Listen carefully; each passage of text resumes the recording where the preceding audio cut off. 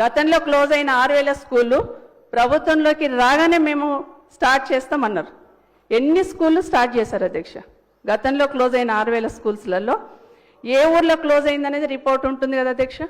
ఎన్ని స్కూల్స్ మనం స్టార్ట్ చేశారు మీరు ఈ ప్రభుత్వం వచ్చిన తర్వాత? గతంలో క్లోజ్ అయిన స్కూల్స్ ఎన్ని స్టార్ట్ చేశారు? ఈ సంవత్సరం 79 పాఠశాలలను తిరిగి ప్రారంభోత్సవం చేయటం జరిగింది. నేను ఇక్కడ మా పెద్దలు కడియం శ్రీహరి గారు విద్యాశాఖ మంత్రిగా ఉండే అధ్యక్ష. మేము చూసాం పేపర్లో కూడా. ఒక్కసారి వారు ఎన్ని మార్లు కోరినా ఒక్కసారి కూడా అప్పుడున్న ముఖ్యమంత్రి గారు దానిపైన సమీక్ష చేయలే. అదే అధ్యక్ష, వారు అనేక సందర్భాల్లో ప్రయత్నం చేసినప్పటికీ చేయకుండా ఏం చేస్తారు? ఈరోజు విద్యాశాఖకు సంబంధించి మేము చెప్తా ఉన్నాం అధ్యక్ష, ఎన్ని స్కూల్స్ ఓపెన్ చేశారని అడిగారు మేడం. 79 స్కూల్స్ ను ఓపెన్ చేసినాం. ఆ విద్యాశాఖకు సంబంధించి నేను పెద్దలు హరీష్ రావు గారిని కూడా కోరుతా ఉన్నాను అధ్యక్ష. ఈరోజు నేను చెప్తా ఉన్నాం అధ్యక్ష, విద్యాశాఖకు సంబంధించి స్కూల్స్ ఓపెన్ చేయాలి. ఏ విధంగా ఓపెన్ చేయాలి అధ్యక్ష?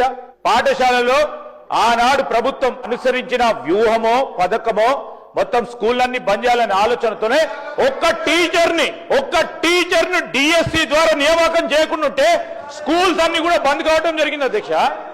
ఈరోజు మేము డిఎస్సి పెట్టి 11,000 పైచీలు టీచర్స్ ను ఎంప్లాయ్మెంట్ చేస్తే ఈరోజు నేను చెప్తా ఉన్నాం అధ్యక్ష, ఈ విధమైన ప్రయత్నం జరుగుతూ ఉన్నప్పుడు మేడం గారు మరి రికార్డు స్ట్రైట్ గా ఉండాలని చెప్పాను అధ్యక్ష. మీరు మంచి సూచనలు ఇవ్వండి.